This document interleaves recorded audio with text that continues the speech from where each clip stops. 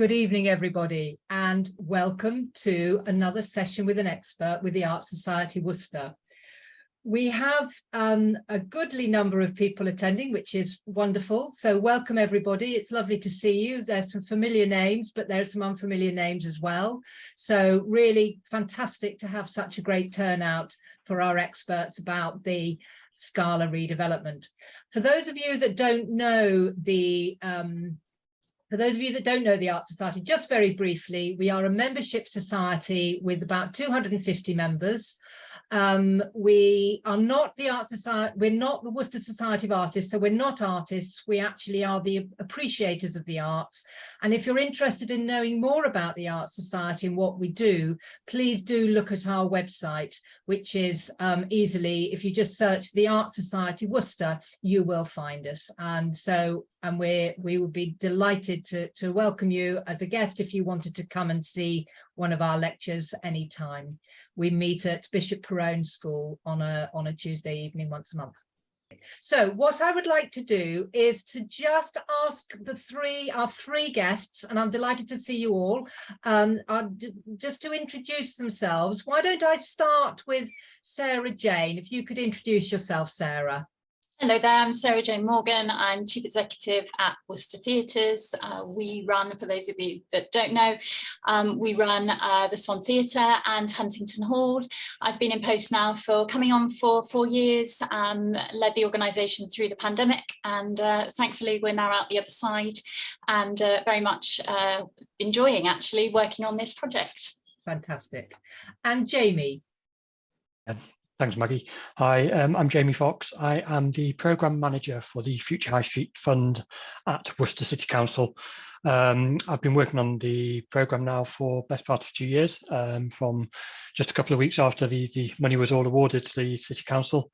By background, I'm a Chartered Town Planner and Chartered Surveyor. So.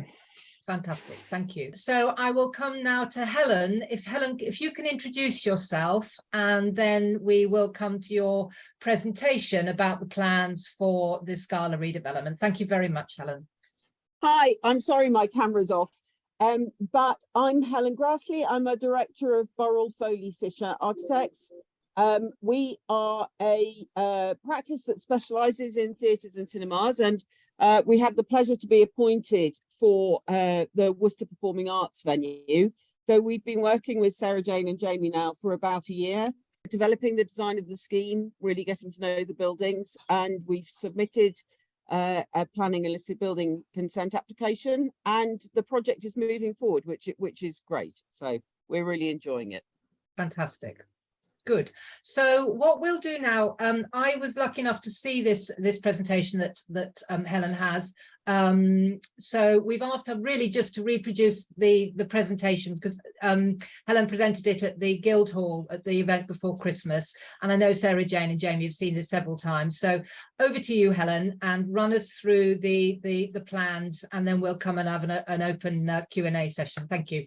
So critical part of the Future High Street funded work, looking at the improvements to this end of Worcester, along Angel Street, along Angel Place, and really both, I think the exciting thing is both how the public realm is being improved in that part of town, and in fact you can already see the works progressing.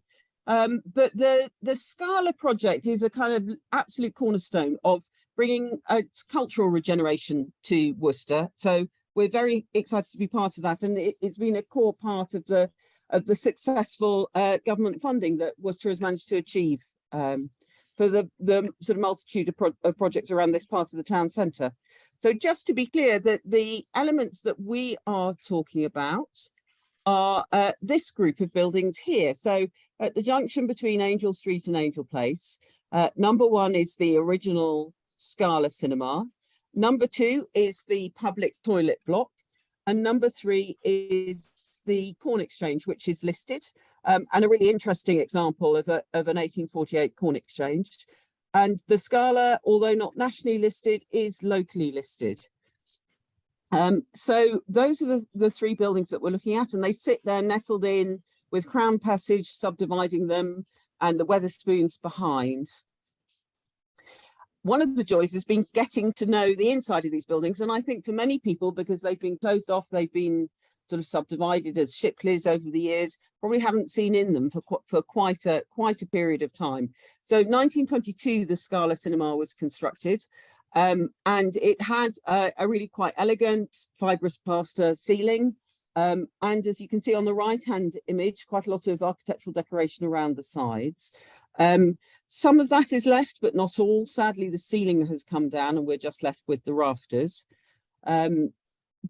So here we are, this is the interior at the moment. So you can see all the ceiling has come off, but the circular windows that you used to look out on either side, they're still there in the architectural detailing. And actually the front foyers, the Scala historic foyers are not in such bad condition. And you can see there's some really beautiful elements there. The very elegant terrazzo staircase and its balustrade, and the peacock detailed fan detailed cornice, which we found more of, in fact, yesterday, having taken down some of the Shipley's ceiling. So we're quite excited about that.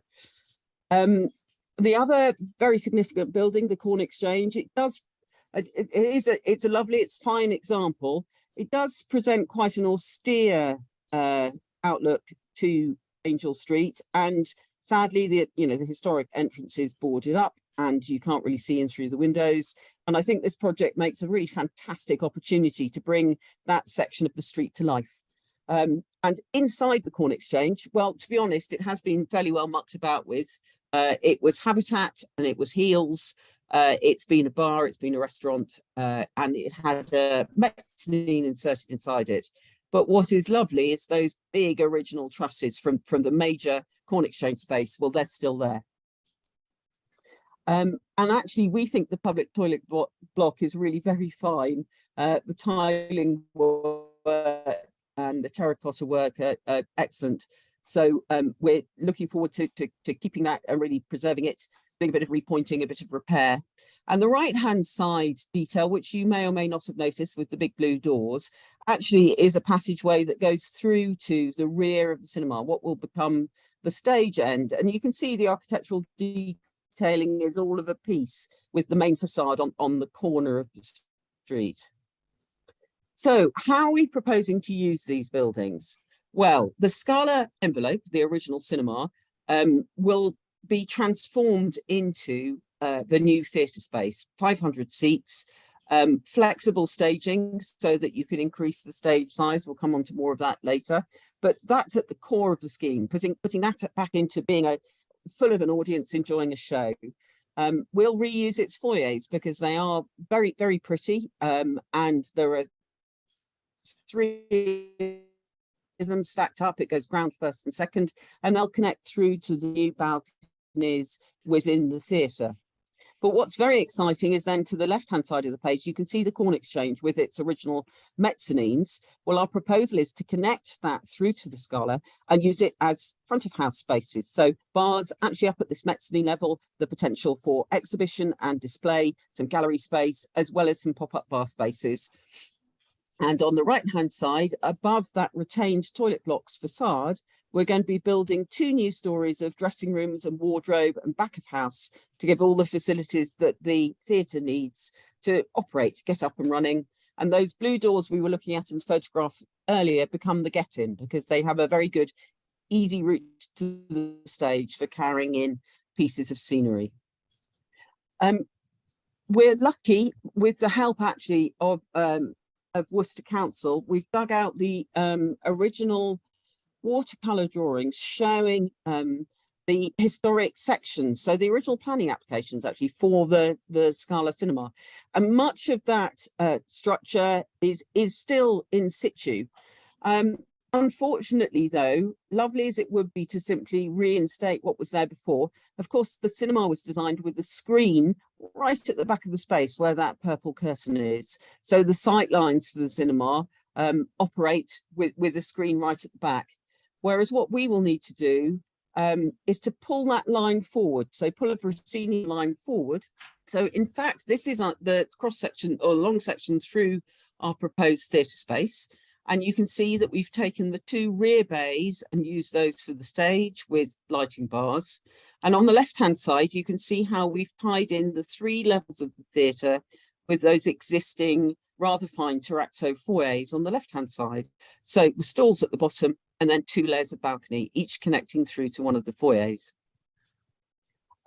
Working, and this is a plan of the plan of that space in standard configuration. So where we get up to the 500 seats, we have a stalls area in the middle as a central block, a rear block rising up from the stalls level, and slip seats that actually then connect through to the stage space, making really good access for audience to come up on stage for pantomime and so on and so on. But we spent quite a lot of time working with Sarah Jane and her community, a very wide group of users that currently operate in the Swan Theatre, and looking actually at alternative configurations for perhaps amateur groups that have much larger casts than say a show on the professional touring circuit, and probably more elements of sets and props and scenery. So we've developed a flexible auditorium space using a standard piece of theatre equipment called Steel Deck that allows us to pull levels up and down. And with that, we've played the games that you can see. These are 4 of the many possible configurations, with a large stage pulled forward, lower capacity for the auditorium, but much more space around the stage and in the wings, with an orchestra pit, with a flat floor.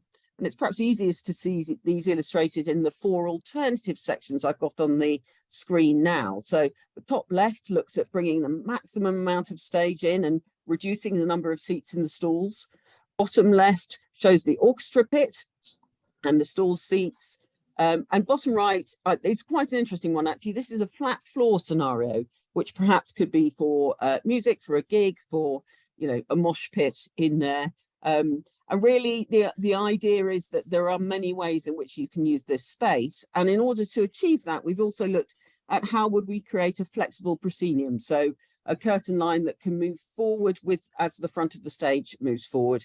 And you can see how we're allocating lighting bars further forward than the standard configuration. So there will be an opportunity to light any kind of activity that's going on with the maximum 4 stage.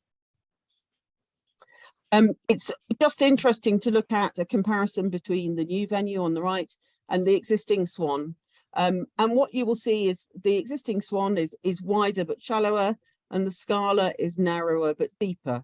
But they are different formats, I guess, in a way, but they're interestingly comparable in terms of total area. So here for the first time, I'm showing you a plan of all those 3 buildings together. So in the middle, you can see the standard configuration for the Scala set up as this courtyard theatre. And on the left, that triangular set of spaces, well, they're the dressing rooms, with bottom left, the get-in coming in from Angel Place. And on the right, you can see the ground floor plan of the Corn Exchange, which frankly stays kind of largely as it is, with a bar and a kitchen. But we will reopen that historic front door to the steps going down to Angel Street, and a bit of reconfiguration of the ramp coming in and lift. We're going to be able to provide new facilities in the basement with a significant number of toilets and a changing places toilet. So really conserving, refurbishing and augmenting the facilities that are in the Corn Exchange in order to use it for front of house. Crown Passage, as you can see, splits the 2 buildings, but we've got 2 new openings from Crown Passage that enable connectivity between the Corn Exchange and the ground floor, the stalls level of the Scala. But the other proposal, within the Corn Exchange, there is a new flight of stairs taking you up to those mezzanines and enabling you to cut across over the top of Crown Passage and connect to the upper level foyers. So just going back to this diagram again, you can see here, if you can see my cursor, that's that new staircase I was just talking about that brings you up from the bar area, up to that mezzanine over the top of Crown Passage, and the connecting back through to the Scala to the upper levels of the balconies.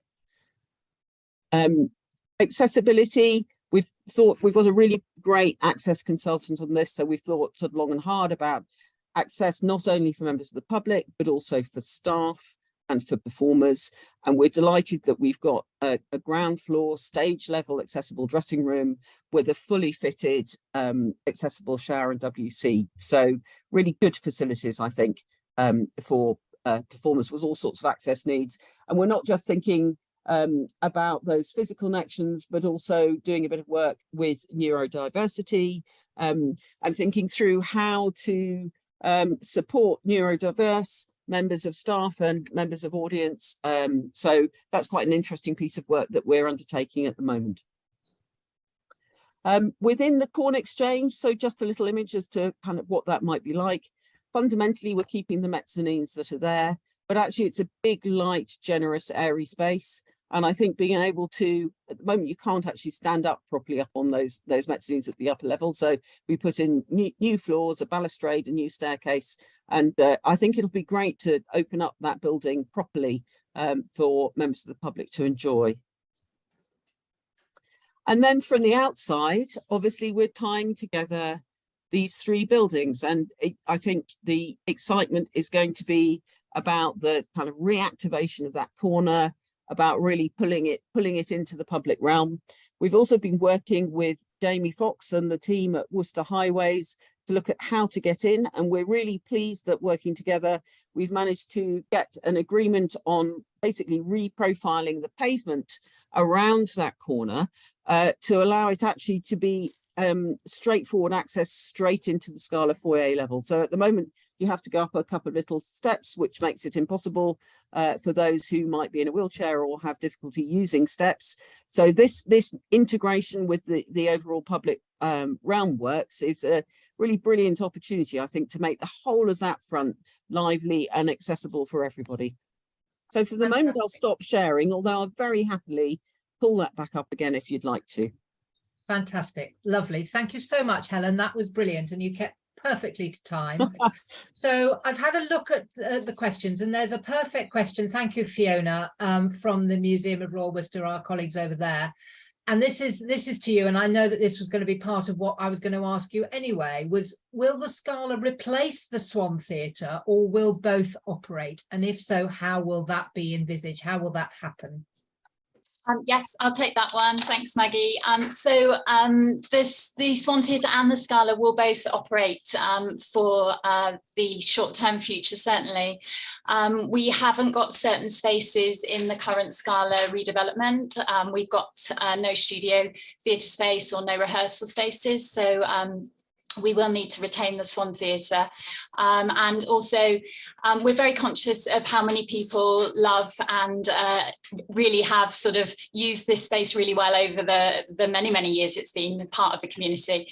So really wanting to work with the community and build up that use moving forward. And I know there's many people who would like to use the space, and there's many ways that Worcester Theatres are wanting to work with other people in the space. So it will very much become the centre of our outreach and participation work, and we've got lots of ideas of how we're going to develop that. So yeah, certainly for the foreseeable future, both venues will operate. Scala Theatre with all the professional theatre, and the Swan Theatre with all our community work and the community groups that like to use it.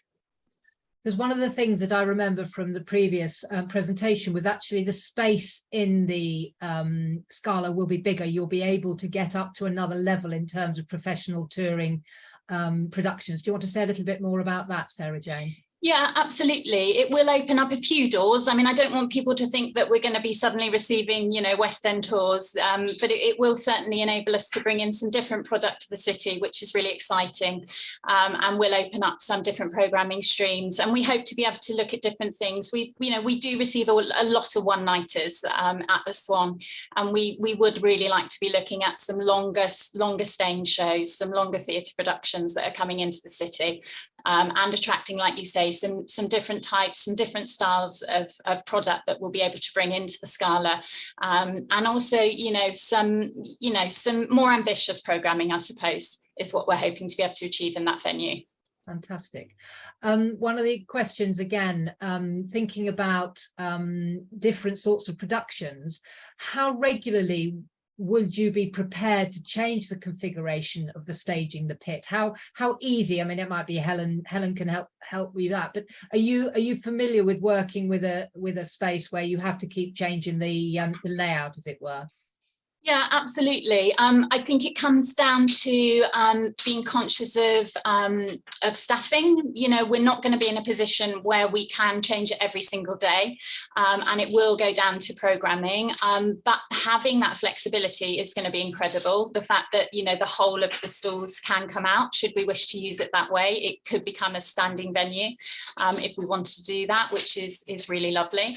Also, you know, we can be very flexible in what we do in terms of our own Worcester Rep productions, the way we use the staging, the way that some of our community users may want to use the staging. So it's going to be a very usable, a very versatile space, which is incredible for the city to have that. It's going to open up again what programming we can do, how we can use the different space. It's sort of getting to know, I think, the system and how much it's going to be in terms of, you know, how easy it will be to put in and out. And of course, the technicians will get quicker at doing that. But no, I mean, we wouldn't want to turn it around every single day. But it's going to be incredibly exciting that we can have that flexibility there. Fantastic. Thank you. Okay, we've had a few questions then, Jamie, about the funding. So how realistic is this? Where is the funding coming from? And is it likely to be, is this a feasible project? I mean, it's hugely exciting for the city, but is it going to happen?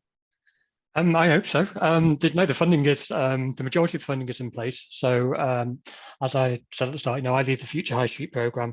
The council benefited from a Future High Street award back in December 2020, and we were awarded £17.9 million to invest in a number of schemes across the town centre. So some of those are the public groundworks, which you see coming forward in the town centre at the moment. And of course, the other major scheme is the performance arts venue that we're just discussing today. We were originally awarded a pot of money for the performance arts venue. A couple of the other schemes which we were awarded funding on, we have been unfortunately unable to deliver, but that has enabled us to transfer the money with the government's approval across to the performance arts venue. So the scheme itself, at the moment, it's probably somewhere between 90 and 95% funded. There is still a small gap in the funding, which we continue to look at, and we continue to raise capital to plug that gap. We're looking at a number of sources. We're looking at Heritage Lottery Fund. We're looking at other public grant money which is available. And we'll also be looking at private sponsorship opportunities. So ultimately, you know, we are confident that we'll be able to plug that gap by the time we start construction, which currently is programmed for autumn of this year. That was one of the other questions. So in terms of timescales, that's a really ambitious timescale, but you're optimistic that work will start this year. That's what we're hoping. We've just launched the procurement process to find a contractor. So a notice was published in early February to seek a contractor. Unfortunately, these things aren't quick. So that process will take about 6 months, but we're hoping to have a preferred bidder by mid-summer. And yeah, as I say, all being well, you know, we're hoping to be on site sometime in autumn of 2023. At the moment, it's programmed for a 14-month build. So again, you know, that will take us through to late 2025 for practical completion of the project. Very exciting. Great. Okay. I know an issue that's a common issue for a lot of people is thinking about the space in Worcester City. Obviously, there's no parking on site. Where would people park in order to come to the theatre if they're not going to be able to walk in from home? I mean, parking, there is lots of public parking available. So, you know, there's obviously the public car park within the Crown Gate. There are a number of council car parks as well. We do accept that, you know, parking may not be as readily available as it was, or it is at the Swan itself. But, you know, there is an ample supply of parking. And of course, with the bus station immediately adjacent, we're hoping that people won't necessarily have to rely on the cars, and actually they can use public transport to access the venue. So. Good. Okay. And there was rumours of some of the car parking spaces in the Swan car park area disappearing. Is that anything that either of you know anything about? No. Okay. No. So coming back to you, Jamie, somebody wanting pounds, shilling and pence, what will be the total cost of actually building this project? That's a $64,000 question. I mean,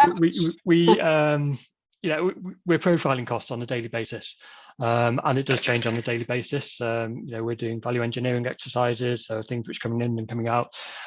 We won't know what the final cost is until we've completed the tender process for the contractor. So at this stage, I'm unable to say what the final cost will be. Once we've gone through that procurement process, which I said has already started, the advert is out there. So hopefully by summer of this year, when we have a preferred bidder, we will have a finalised cost. But at the moment, I can't give you a definite answer to that. So. And assuming that it goes ahead and it gets built, maybe a question now to Sarah Jane: is there a viable business plan post construction in order to ensure that the Swan Theatres and Worcestershire Theatres remains viable? Where are you at with that? Yeah, absolutely. I'm very much in the process of doing that. I'm about to submit a draft to Jamie in the next coming couple of weeks. I've been working with some independent advisors on that plan as well, who are all industry experts. Yes is the answer. We run at 63% currently at Worcester Theatres. The national average is around 61% in all similar size regional venues across the country. So we already have attendances rather above the national average, which is very, very healthy. We're recovering brilliantly post-COVID. So going into a new venue, a very attractive new venue. I've seen the Hall for Cornwall recently over half term. Borough Foley Fisher, they can design and make very, very lovely buildings. So it's very exciting for the city, and I hope it will really be something that Worcester City will get behind and should really support their local arts organisation. Great. And thinking about other organisations in the city, we've seen in the Hive in our library a very close collaboration between the city and the university. Is there any potential for links with the university as far as this project is concerned, or has that been done in, is there any logical, straightforward links with the university, and have they been involved in any way? We certainly, sorry about my phone ring. We certainly work with the university. The university use our spaces here at the Swan Theatre for a lot of their lectures. There's no formal agreement like there is at the Hive, however, but we have a good, strong relationship with them moving forward. Fantastic. Okay. There was a question about accessibility via lifts to the bars, etc. Helen, I think you covered that in your presentation, did you not? Yes, we do. So we're putting in a new lift into the Corn Exchange that will take you from pavement level to that ground floor bar, which is currently about 1 metre above pavement level, and then take you up to the mezzanine bar and exhibition space. So that the Corn Exchange is fully accessible. However, it is a staircase connection because of the different levels into the Scala upper balconies. So the wheelchair accessible and lift accessible seating for the Scala within the Scala is at ground floor, and there's a variety of wheelchair positions there, but the entirety of the Corn Exchange is accessible. So the lift goes up to those upper bars and the gallery spaces. Fantastic. Okay, thank you. A couple of questions. I don't know that any of you will be able to answer these. Well, maybe Sarah Jane. Do you anticipate creating a resident theatrical company like the one that the Swan used to have until the theatre had to close due to the withdrawal of council funding? We already have one. We have the Worcester Repertory Company. We already produced the pantomime, which sees about 18,000 people coming over our 7-week period. We also produce at the Commandery every year. We produce children's theatre. So yeah, it's already here. It's already in place. Fantastic. If you're not supporting, then please pick up a brochure and come and do it. We're already there. We're already doing it. Excellent. And I'm mindful that we've actually got people joining us from quite a long distance, because what we've done, we advertise all our Zoom accessible program now through the National Society. So we've got somebody joining us from Shrewsbury. Hi, Helen, asking about the Three Choirs Festival. And I suspect that there isn't links with the Three Choirs Festival because that runs very much with the cathedral, does it not? But tell me if I'm wrong. Absolutely. The venue will be available to any organisation who was looking for space, and we very much work with any organisation, Three Choirs, Algar Festival, anybody that wanted to use the space would very much be able to, as you could with any theatre space. It would be very readily available. Fantastic, thank you. Okay, now then, if there are any last questions, there's Douglas was asking about finances, but I think we covered the finances as much as we can, Jamie, haven't we really?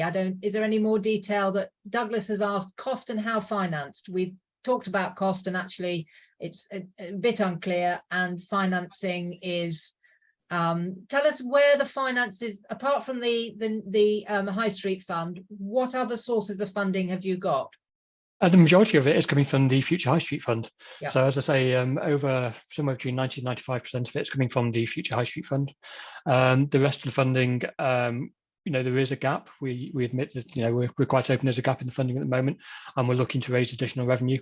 So we're still looking for that small gap that we need to plug. We have got an application into Heritage Lottery funding, and we are looking at a number of other arts organisations to plug that gap. And hopefully now I'll be able to give more detail on that over the next few months as we submit applications, and hopefully they are successful. Okay, and then a final question for Annie, for Helen from Annie. Will there be a sprung floor for dance? There will be. I'm going to give you a slightly hybrid answer to that. It's not a fully sprung floor, but it has a flexible bat fixing underneath. So there's a whole range. Dance floors can be anything. There's a full range to the absolute double batted end. So we've got a kind of medium-sized and kind of economic but appropriate level of dance floor to be included. So it's Sarah Jane, I think that's right, isn't it? I think that's what we've agreed with you and with Theatre Plan, who are our theatre consultants. That's it. And what we normally do when we've got any dance company in is we normally lay a floor, like a Harlequin floor style, a matting flooring, Annie. I don't know how technical you are, but we normally lay that on top of our stage here anyway for dance companies coming in. Great. Okay, as a non-dancer, that none of that meant anything to me, but thank you very much anyway. So for those of you who have enjoyed and have been interested by what we've heard tonight, this session is being recorded. We've had permission from all the participants, so it is going to be available on the website. So if you find your way to the website, there's a tab that says special interest, and you will find recordings going back over we started these sessions during COVID, so we've probably got about 10 or 15 sessions that have been recorded now. So do go and have a look, share, and invite other people to have a look if people are interested. So I would like to say a huge thank you to our three guests who have given us very generously of your time, after hours in effect. So firstly to Sarah Jane, thank you so much, and doing great work with the Swan. So hopefully we'll be able to really flourish with this new space. To Jamie, keep going with the money, you'll get there in the end. You seem very optimistic, and that's often, well, I know it depends which sort of coloured hat you're wearing, but actually I like the optimism and the sense that this really is going to happen. And finally to Helen, thank you so much for your very succinct presentation, which I think has really set people's imaginations alive to really look forward to being able to enter that space, hopefully in the not too distant future. So thank you so much, everybody. Pleasure. And, good evening. Thank you.